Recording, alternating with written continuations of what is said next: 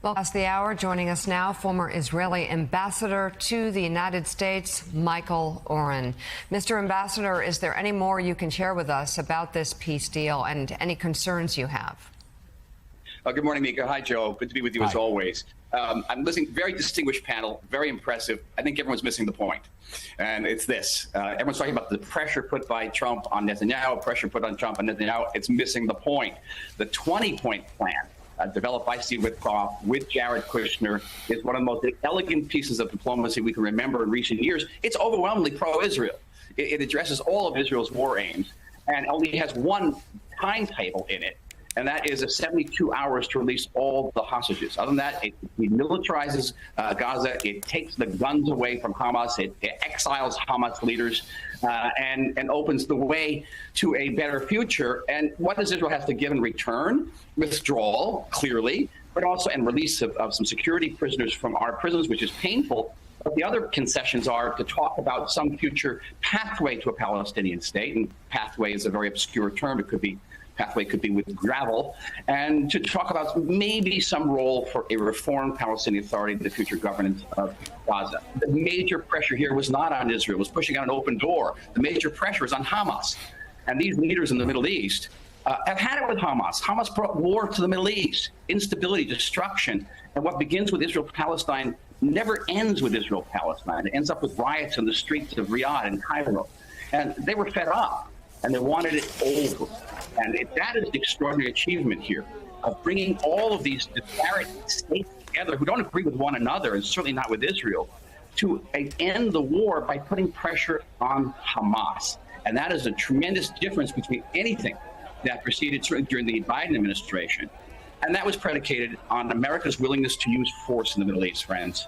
You don't bring peace without power. And President Trump demonstrated again and again, first with the Houthis and then with Iran, that he was willing to exercise power, and that gets you a lot of credibility in the Middle East. Mr. Ambassador, first of all, thank you for taking time out to correct David Ignatius and the rest of us. It reminds me of a line. It reminds me, Mr. Ambassador, it reminds me of a line in broadcast news where the star is asked, "It must be wonderful to be right all the time when everybody else is wrong," and Holly Hunter breaks down and cries and says, "No. It's terrible." So that's the burden you carry. I want to talk about, though, David Ignatius did say a few days ago that this 20-point plan, in effect, amounted to a surrender by Hamas. So, you know what? We'll give you a point there. Let's give the ambassador a point on the board right there. You talk about an elegant solution here, and I want to walk through that, where Jared Kushner writes, along with Steve Witkoff, this 20-point plan, which, of course, came because the Qataris were talking to us and they were trying to figure out how do we negotiate a way to peace. And I think it was Kushner who decided we're not going to negotiate our way to peace. We're going to do a 20-point plan. You're going to present this to Hamas. We're going to present it to Israel, and we're going to get it done. It was pretty fascinating at that point that they understood negotiations would be protracted. This was, in effect, a 20-point plan, which for Hamas, for the most part, amounted to a surrender document, right? Exactly. My point. It's a very, I don't want to say it's a pro-Israel document, but it does address all of Israel's war aims. It's going to be supported even within the Israeli government. It's going to approve it today. And Mr. Ambassador, not to interrupt you, but it also, not only does it support Israel's war aims, it also supports the reality on the ground. And that is Hamas is battered, bruised. It is a spent force. And most importantly, it's isolated even throughout the Middle East with its Arab neighbors. And why is that, Joe? Because Israel used force. And because Israel used force backed by the United States. It's unpleasant. War is horrible. I've been in several.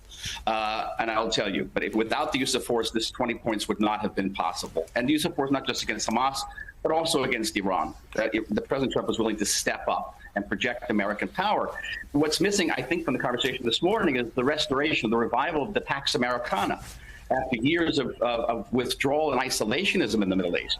And that, I think, is truly maybe the most historic consequence of these 20 points of this agreement.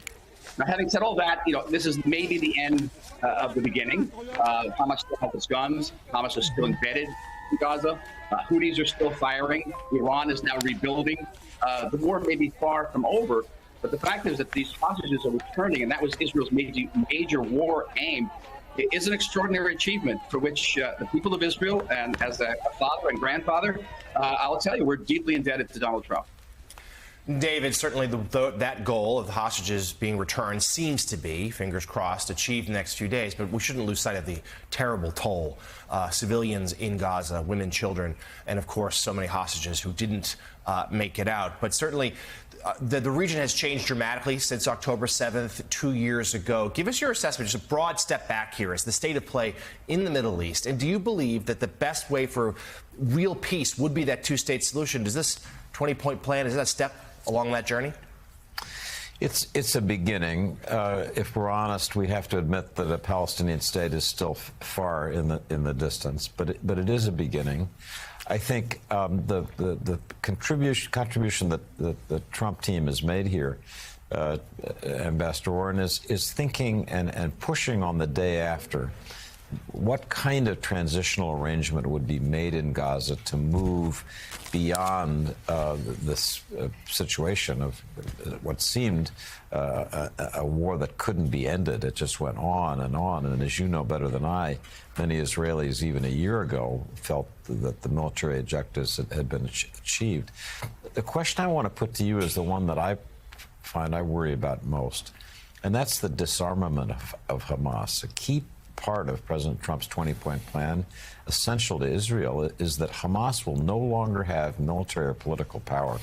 Do you think in the coming weeks and months, Hamas actually will disarm? And if not, is Israel going to have to go back to war?